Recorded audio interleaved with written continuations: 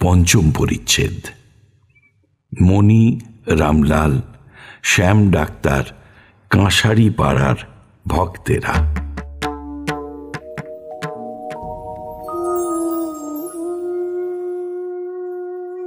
অগ্রহায়ণ পূর্ণিমা ও সংক্রান্তি।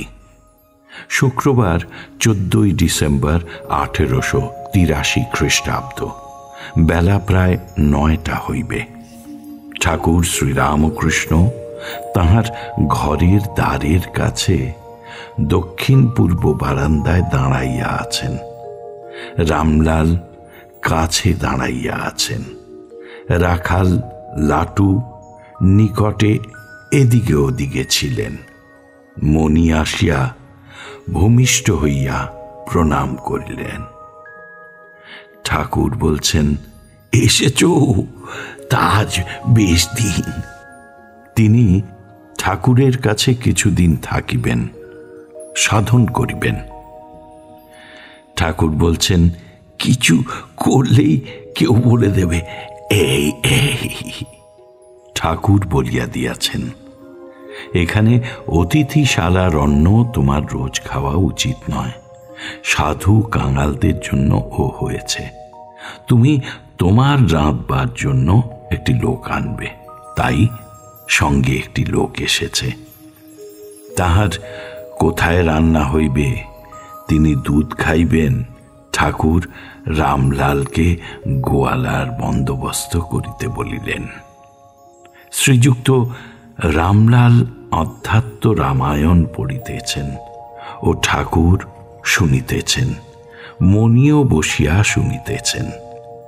রামচন্দ্র সীতাকে বিবাহ করিয়া অযোধ্যায় আসিতেছেন। পথে পরশুরামের সহিত দেখা হইল। রাম হরধনু ভঙ্গ করিয়াছেন শুনিয়া পরশুরাম রাস্তায় বড় গোলমাল করিতে লাগিলেন। দশরথ ভয়ে আকুল। পরশুরাম আর একটা ধনু রামকে ছুঁড়িয়া মারিলেন, আর ওই ধনুতে জ্যা রোপণ করিতে বলিলেন। রাম ঈষৎ হাস্য করিয়া বাম হস্তে ধনু গ্রহণ করিলেন ও জ্যা রোপণ করিয়া টঙ্কার করিলেন। ধনুকে বাণ যোজনা করিয়া পরশুরামকে বলিলেন, এখন এ বাণ কোথায় ত্যাগ করব বলো। পরশুরামের দর্প চূর্ণ হইল। তিনি রামকে পরম ব্রহ্ম বলে স্তব করতে লাগলেন। পরশুরামের স্তব শুনিতে শুনিতে ঠাকুর ভাবাবিষ্ট। মাঝে মাঝে রাম রাম এই নাম মধুর কণ্ঠে উচ্চারণ করিতেছেন। ঠাকুর রামলালকে বলছেন, একটু গুহক চণ্ডালের কথা বলো দেখি। রামচন্দ্র যখন পিতৃসত্যের কারণ বনে গিয়াছিলেন, গুহক রাজ চমকিত হইয়াছিলেন। রামলাল ভক্তমাল পড়িতেছেন। নয়নে গলায় ধারা, মনে উত্রোল। চমকি চাহিয়া বহে নাকি আইসে বল। নিমিখ নাহিক পরে চাহিয়া রহিল। কাষ্ঠের পুতুলি প্রায় অস্পন্দ হইল। তারপর ধীরে ধীরে রামের কাছে গিয়া বলিলেন, আমার ঘরে এসো। রামচন্দ্র তাহাকে মিতা বলে আলিঙ্গন করিলেন। গুহ তখন তাহাকে আত্মসমর্পণ করিতেছেন। গুহ বলে, ভালো ভালো তুমি মোর মিতে, তোমাতে সপিন দেহ পরাণ সহিতে। তুমি মোর সরবশ প্রাণ ধন রাজ্য, তুমি মোর ভক্তি মুক্তি, তুমি শুভ কার্য। আমি মারা যাই তব বলায়ের শনে, দেহ সমর্পিনুমিতা তোমার চরণে। রামচন্দ্র 14 বৎসর বনে থাকিবেন ও জটা বলকল ধারণ করিবেন শুনিয়া গুহ জটা বলকল ধারণ করিয়া রহিলেন ও ফল মূল ছাড়া অন্য কিছু আহার করিলেন না। 14 বৎসরান্তে রাম আসিতেছেন না দেখিয়া গুহ অগ্নি প্রবেশ করিতে যাইতেছেন, এমন সময় হনুমান আসিয়া সংবাদ দিলেন। সংবাদ পাইয়া গুহ মহানন্দে ভাসিতেছেন। রামচন্দ্র ও সীতা পুষ্পক রথে করিয়া আসিয়া উপস্থিত হইলেন। দয়াল পরমানন্দ প্রেমাধীন রামচন্দ্র ভক্তবৎসল গুণধাম প্রিয় ভক্তরাজ গুহ হেরিয়া পুলক দেহ, হৃদয় লইলা প্রিয়তম গাঢ় আলিঙ্গনে দোহে, প্রভু ভৃত্য লাগি রহে, অশ্রু জলে দোহা অঙ্গ ভিজে। ধন্য গুহ মহাশয়, চারিদিকে জয় জয়, কোলাহল হলো ক্ষিতি মাঝে। কেশব সেনের যদৃচ্ছা লাভ, উপায় তীব্র বৈরাগ্য ও সংসার ত্যাগ। আহারান্তে ঠাকুর শ্রীরামকৃষ্ণ একটু বিশ্রাম করিতেছেন, মাস্টার কাছে বসিয়া আছেন। এমন সময় শ্যাম ডাক্তার ও আরো কয়েকটি লোক আসিয়া উপস্থিত হইলেন। ঠাকুর শ্রীরামকৃষ্ণ উঠিয়া বসিলেন ও কথা কহিতে লাগিলেন। শ্রীরামকৃষ্ণ বলছেন, কর্ম যে বরাবরই করতে হয় তা নয়। ঈশ্বর লাভ হলে আর কর্ম থাকে না, ফল হলে ফুল আপনি ঝরে যায়। যার লাভ হয় তার সন্ধ্যাদি কর্ম থাকে না।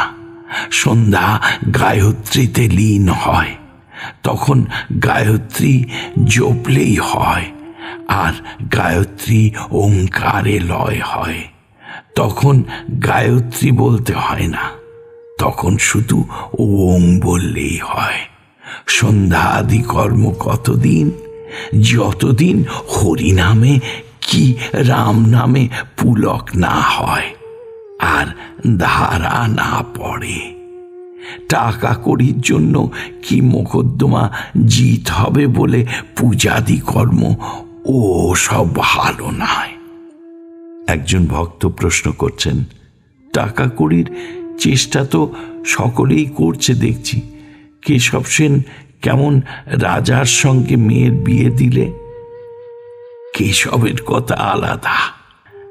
যে ঠিক ভক্ত সে চেষ্টা না করলেও ঈশ্বর তার সব জুটিয়ে দেন।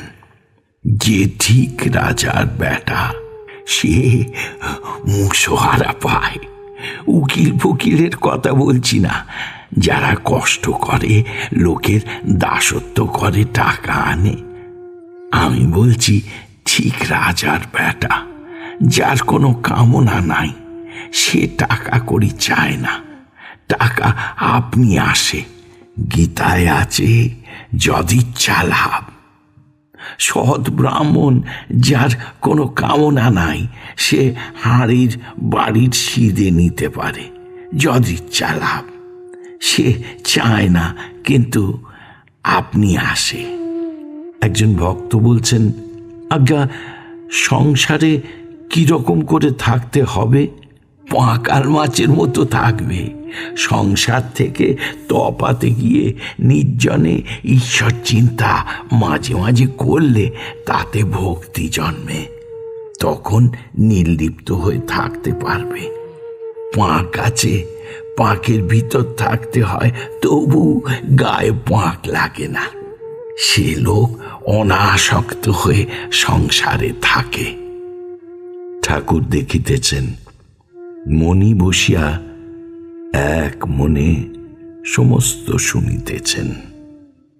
ঠাকুর মণির দিকে তাকিয়ে বলছেন, তীব্র বৈরাগ্য হলে তবে ঈশ্বরকে পাওয়া যায়। যার তীব্র বৈরাগ্য হয় তার বোধ হয় সংসার দাবানল জ্বলছে, মার ছেলেকে দেখে যেন পাত কুয়া। সেরকম বৈরাগ্য যদি ঠিক ঠিক হয় তাহলে বাড়ি ত্যাগ হয়ে পড়ে। শুধু অনাসক্ত হয়ে থাকা নয়, কামিনী কাঞ্চনী মায়া, মায়াকে যদি চিনতে পারো আপনি লজ্জায় পালাবে। একজন বাঘের ছাল পরে ভয় দেখাচ্ছে, যাকে ভয় দেখাচ্ছে সে বললে, আমি তোকে চিনিছি, তুই আমাদের হরে। তখন সে হেসে চলে গেল, আরেকজনকে ভয় দেখাতে গেল। যত স্ত্রী লোক সকলে শক্তিরূপা, সেই আদি শক্তি স্ত্রী হয়ে স্ত্রী রূপ ধরে রয়েছেন। অধ্যাত্মে আছে রামকে নারদ আদি স্তব করছেন, হে রাম, যত পুরুষ সব তুমি। আর প্রকৃতির যত রূপ সীতা ধারণ করেছেন, তুমি ইন্দ্র, সীতা ইন্দ্রাণী, তুমি শিব, সীতা শিবানী, তুমি নর, সীতা নারী। বেশি আর কি বলবো? যেখানে পুরুষ সেখানে তুমি, যেখানে স্ত্রী সেখানে সীতা। ত্যাগ ও প্রারব্ধ, বামাচার সাধন ঠাকুরের নিষেধ। ভক্তদের প্রতি বলছেন ঠাকুর, মনে করলেই ত্যাগ করা যায় না। প্রারব্ধ সংস্কার এইসব আবার আছে। একজন রাজাকে একজন যোগী বললে, তুমি আমার কাছে বসে থেকে ভগবানের চিন্তা করো। রাজা বললে, সে বড় হবে না, আমি থাকতে পারি, কিন্তু আমার এখনো ভোগ আছে। এ বনে যদি থাকি হয়তো বনেতে একটা রাজ্য হয়ে যাবে, আমার এখনো ভোগ আছে। নটবর পাঁজা যখন ছেলে মানুষ এই বাগানে গরু চড়াতো, তার কিন্তু অনেক ভোগ ছিল, তাই এখন রেড়ির কল করে অনেক টাকা করেছে। আলম বাজারে রেড়ির কলের ব্যবসা খুব ফেদেছে।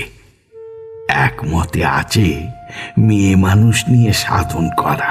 কর্তা বজা মাগিদের ভিতর আমাকে একবার নিয়ে গিয়েছিল, সব আমার কাছে এসে বসলো। আমি তাদের মাহা মাহা বলাতে পরস্পর বলা বলি করতে লাগলো, ইনি প্রবর্তক, এখনো ঘাট চিনেন নাই। ওদের মতে কাঁচা অবস্থাকে বলে প্রবর্তক, তারপর সাধক, তারপর সিদ্ধের সিদ্ধ। একজন মেয়ে বৈষ্ণব চরণের কাছে গিয়ে বসলো। বৈষ্ণব চরণকে জিজ্ঞাসা করাতে বললে, এর বালিকা ভাব, স্ত্রী ভাবে শীঘ্র পতন হয়, মাতৃভাব শুদ্ধ ভাব। কাঁসারি পাড়ার ভক্তেরা গাত্রোত্থান করিলেন ও বলিলেন, তবে আমরা আসি, মা কালীকে আর ঠাকুরকে দর্শন করব।